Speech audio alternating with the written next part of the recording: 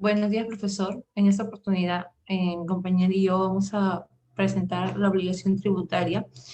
Nos vamos a basar en 4 puntos importantes, como lo es la naturaleza jurídica, los sujetos, la concurrencia y la prelación de la deuda tributaria, así como el nacimiento y exigibilidad de la obligación tributaria, además de algunas conclusiones y recomendaciones para los fines del tema.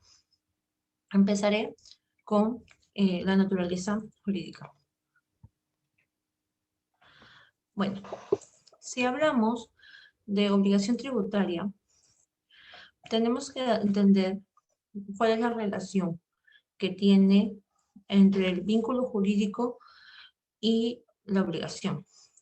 Entendemos por obligación que es un deber, ¿no? Y se origina como consecuencia de un ejercicio del poder tributario.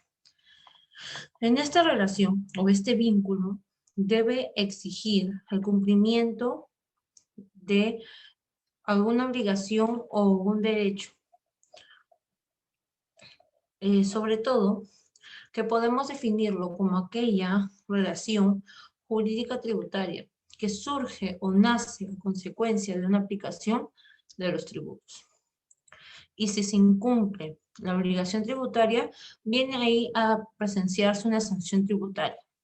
Es entonces con estos conceptos, el de obligación tributaria y sanción tributaria, que podemos ver que una aplicación de los tributos se entiende como forma de obligaciones y deberes, derechos y potestades, ¿no? Las cuales se puede configurar en una relación jurídica tributaria entre una obligación tributaria y un administrado. También podemos entender que el tributo es una obligación que se confiere a una administración de derecho y puede ser relacionado a un sujeto pasivo, que es a través de él que se puede dar el pago de una deuda que está prevista en la propia ley. Cabe ver que un hecho, ¿no? Un hecho imponible, ¿no?, para un presupuesto de naturaleza jurídica o económica, fija por la ley para configurar cada tributo, ¿no?, y realizarse. También podemos ver que está regulado en el Código Tributario dentro de los siguientes artículos: artículo 11, 14 y 15, en donde podemos ver cuál es el círculo vicioso, por así decirlo, del inicio de una obligación tributaria. Todo comienza con el Estado, que a su vez rige o expide la norma legal. Es de ahí donde se basa el deudor tributario para poder dar una prestación tributaria y así proseguir.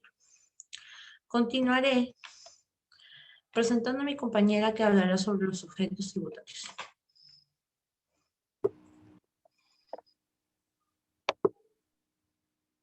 Mi nombre es Geraldine Rocío Tello Tenorio y yo les hablaré sobre los sujetos. El primer sujeto vendría a ser el acreedor, que por lo general está autorizado legítimamente para exigir el cumplimiento de la obligación del pago de una deuda. Un claro ejemplo sería el momento que se realiza un préstamo al banco, donde el acreedor vendría a ser el banco, pudiendo ser de esta manera la persona o la entidad, y caracterizado por lo general se tiene un derecho financiero frente a otro.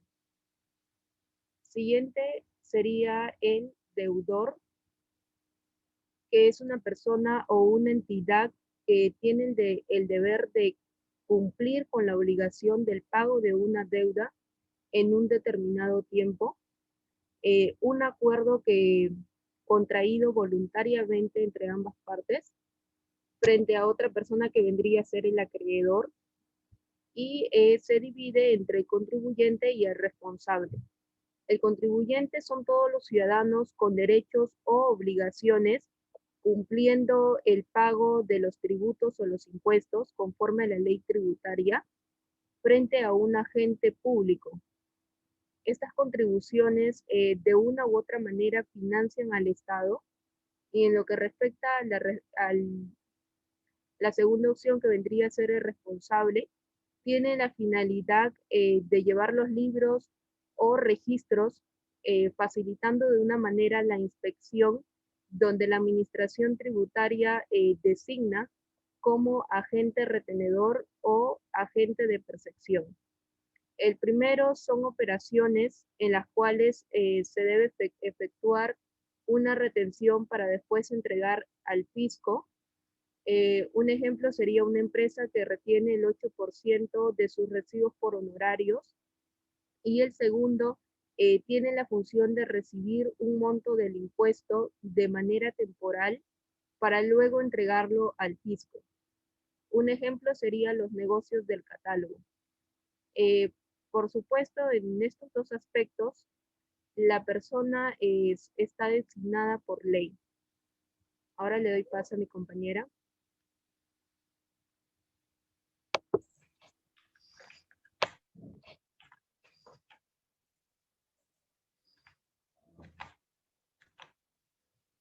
Ok. Hablaré sobre la concurrencia y la prelación de la deuda tributaria, ¿no? Podemos ver en la jurisprudencia que una prelación viene a ser o indicarse en el artículo 6 del Código Tributario, ¿no? El cual en sí nos expresa que las deudas o tributos, bueno, gozan de un privilegio, ¿no? General, sobre algunos bienes de un deudor tributario. Y la prelación viene a ser que las obligaciones en cuanto se concurra a los acreedores, siempre y cuando afecten el pago de remuneración y beneficios sociales, ¿no? Dentro de las aportaciones de los impagos de un sistema de pensión administrativo o algo social, puede ser salud, ¿no? Y aquellos intereses y gastos que a consecuencia de esto puedan devengarse, ¿no? Podemos hacer algunos ejemplos como un pago de remuneración y beneficios sociales, aportaciones impagadas de la AFP y de la ONP, aportaciones impagadas de salud, deudas por alimentos, hipotecas o cualquier derecho real inscrito, ¿no? Y también ver o que se implica que cualquier administración tributaria debe respetar esta prelación anteriormente mencionada. Y si existen diversas deudas, esto debe seguir un orden indicado para no alterar eh, lo que viene a ser un orden de la operación, valga la redundancia, o un orden que atente al deudor. Vemos también que podemos encontrar en el artículo 6 del Código Tributario, ¿no? Anterior mencionado. Asimismo, de esta manera podemos deducir que de que se cumple el mandato, las obligaciones que pueden ser civiles o comerciales dentro del factor y sector económico no constituyen ni tampoco califican como algunos derechos inscritos, sino como unas obligaciones de naturaleza tributaria. Esto también podemos ver que si un fisco o un embargo de alguna cuenta del deudor tributario en uno de los bancos tiene como obligación respetar el orden de prelación, que no atente a algún acto anteriormente mencionado, por ejemplo, principalmente en lo que es las deudas por alimentos, ¿no? Y tener que tener cuidado de levantar las medidas para que no afecten dicha obligación y solamente afecte a lo que viene a ser la deuda tributaria. Continuamos con mi compañera que hablará sobre el nacimiento y exigibilidad de la obligación tributaria. Muy bien. En primer lugar, el nacimiento vendría a ser por lo general el momento en que se genera un hecho jurídico, establecido también por la ley, como el presupuesto. Además, también se origina por la venta del bien o el retiro de los bienes, obteniendo de esta manera un comprobante que certifique el registro de la fecha. Siguiente.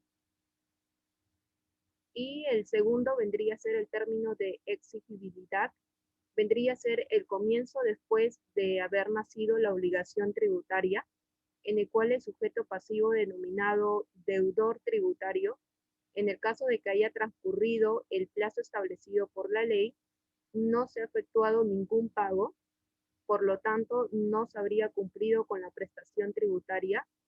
Se realiza de dos maneras. Obligaciones de los pasivos, ¿no? Vendría a ser autodeterminados por la SUNAT, es cuando el propio contribuyente presenta una declaración jurada desde el día siguiente después al vencimiento del plazo fijado.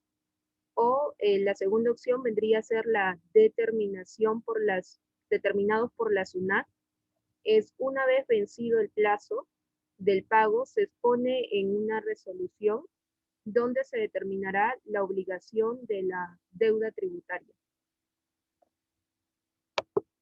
Ahora le doy paso a mi compañera. Bueno, habiendo terminado todo esto, vamos a proceder a dar algunas conclusiones y recomendaciones. Empezaré con las conclusiones. Podemos partir que la administración tributaria tiene un papel muy importante. Dicho esto, la obligación tiene un rol importante porque debido a eso nace la obligación o deber o derecho tributario, ¿no? Es así que nos aseguramos de cobrar de tal manera que pueda existir una equidad de recaudación. Es decir, que una contribución sea en medida regulada, tanto montos de ingresos o de egresos de los contribuyentes, en este caso de los deudores tributarios, ¿no? Podemos ver también que se puede cumplir los conceptos de prelación en el caso de salvaguardar la figura y de los alimentos de menores de edad. Tenemos que tener entendido que es cierto que se deben cumplir algunos derechos, como lo que es la recaudación de la deuda tributaria en contra del deudor, pero este no debe atentar contra la figura de alimentos. Por otra parte, también podemos ver, además de alimentos, otros programas sociales o algunos que tenten contra su futuro. Véase esto como el salud o ONP.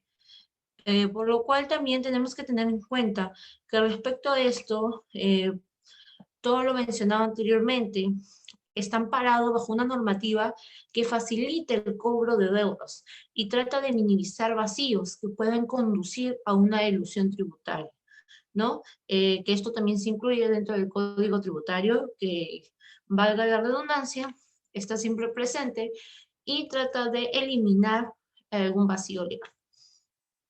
Proseguiremos con las recomendaciones. Muy bien, y en lo que respecta a las recomendaciones, es necesario o es importante, bueno, saber si la empresa cuenta con los recursos suficientes para poder afrontar el pago de la deuda tributaria, ya que con el tiempo se podrá buscar de la mejor manera una solución, ¿no?